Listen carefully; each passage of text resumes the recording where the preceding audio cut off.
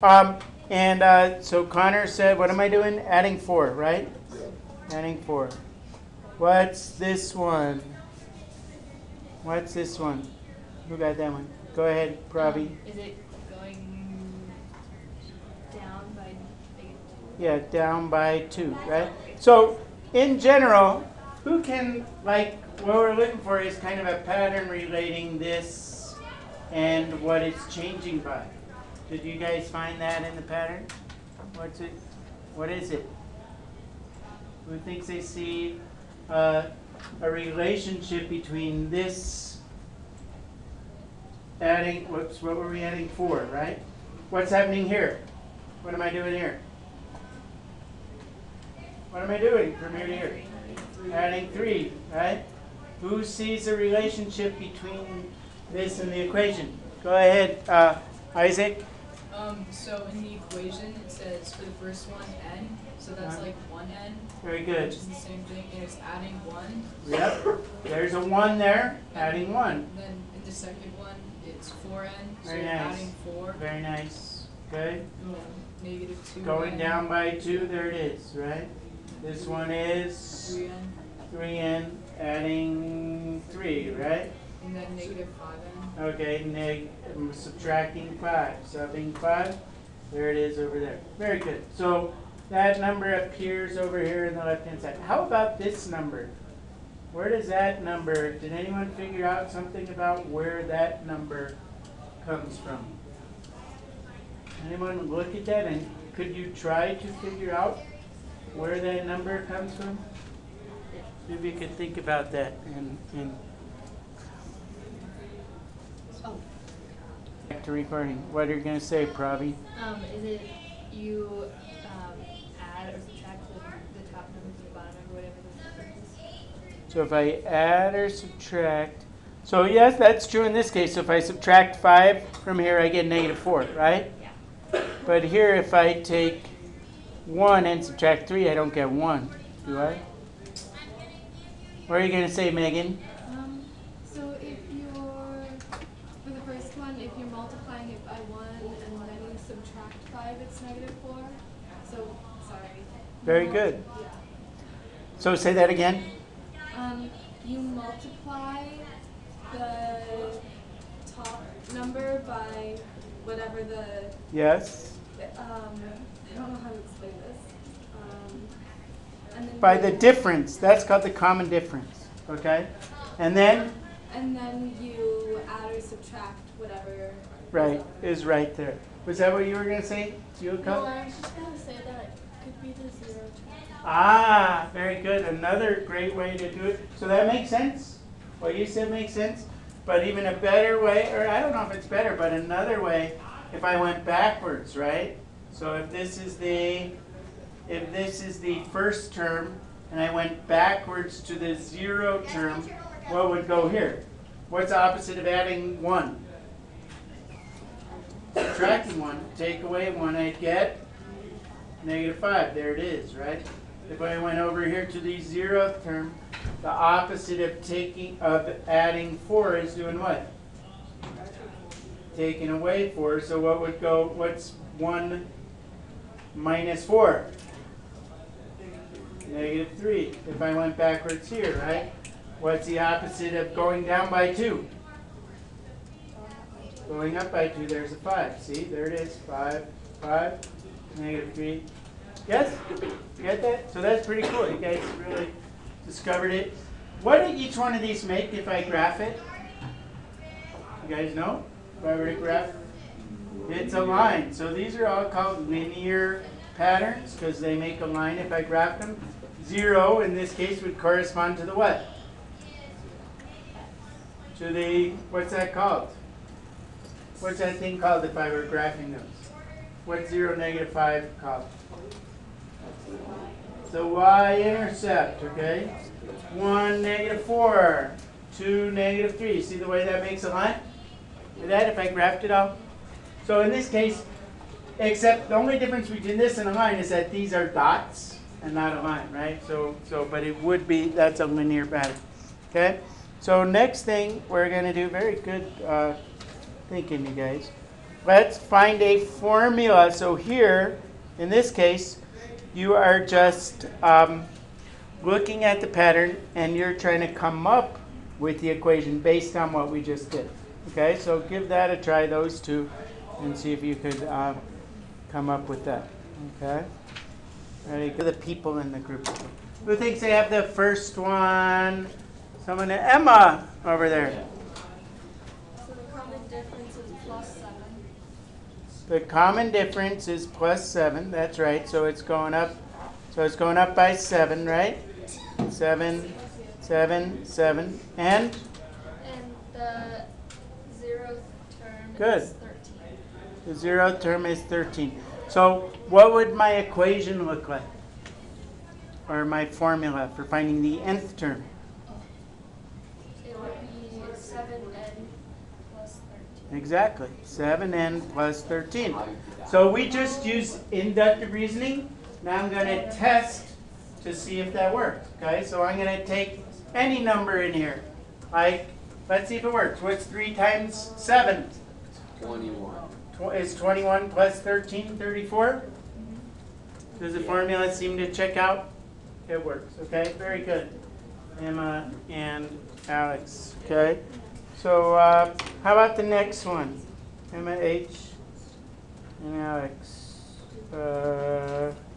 You. Who thinks they got the next one?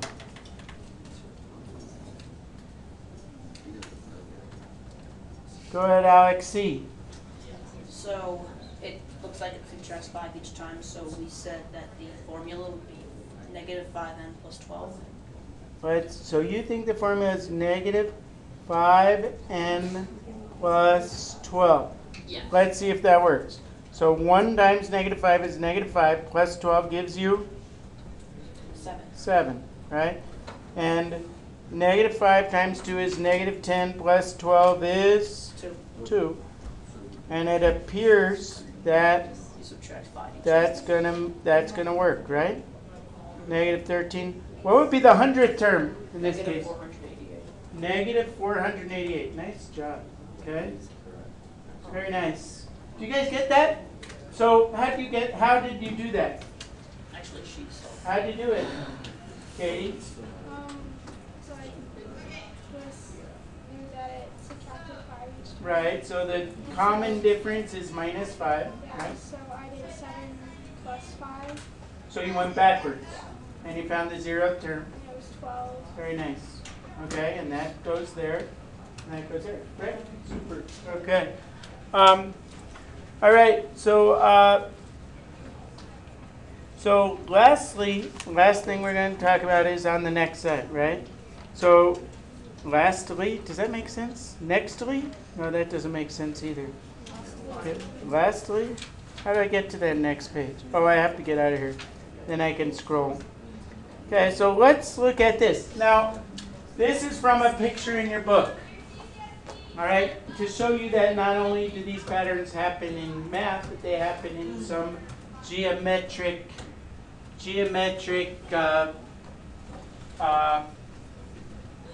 situations. Look at example B in your book, page 104, and complete the table. Non-overlapping segment.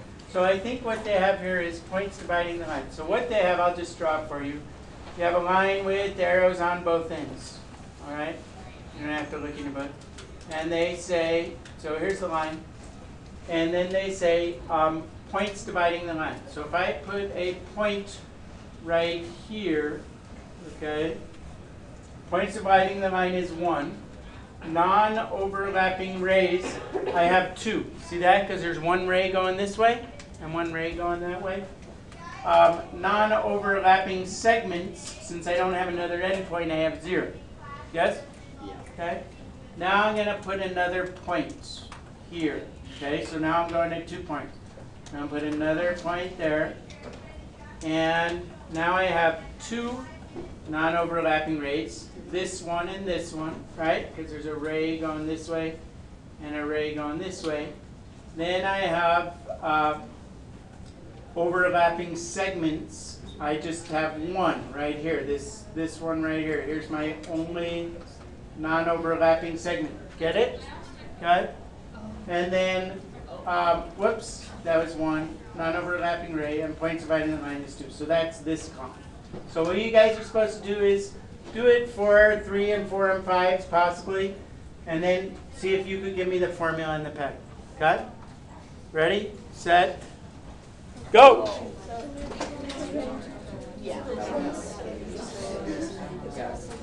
I'm going to do the first one first.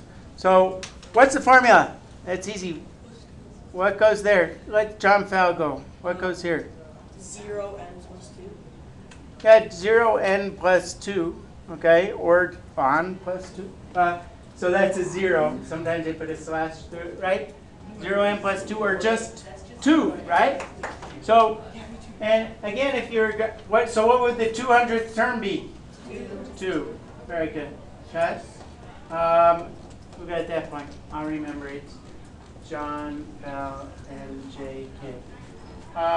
Who can tell me what, so is that a question? So if I were going to graph this, this is kind of equivalent to the line y equals 2 going straight across. No matter what x is, y is always equal to 2. Go ahead. I'm going to pick on someone else. Allie? Very good. And minus 1. So what would be the 200th term? 199. Okay? Allie K. AK. And PK. Penalty kick. Okay. Isn't that what that stands for? PK? Who plays soccer? Isn't that a penalty kick? I thought so. Okay. Go ahead. James is going to give us this one. It's n plus 1. Very good. N plus 1. So in this case, everything's going up by 1, so it's just n plus. So what would be the 200 term, James? 201. 201. So again, like if I'm looking at the previous term, if I have to look at the previous term each time, that's called recursive, okay? I don't think we really have to know these words, but they're kind of nice to know. If you're recursive means you look at the previous one to get the next one. But what you just found is an explicit formula for n in all of these cases, okay? So you can see that there's, algebra and geometry and patterns, and used inductive reasoning and all that good stuff, and that's about it, okay? So your homework is right there. You may begin. I'll collect these investigations, and I'll give people points for points. That's James. I guess if you're working quietly, okay? James P. JP. And Amelia Earhart. No, Amelia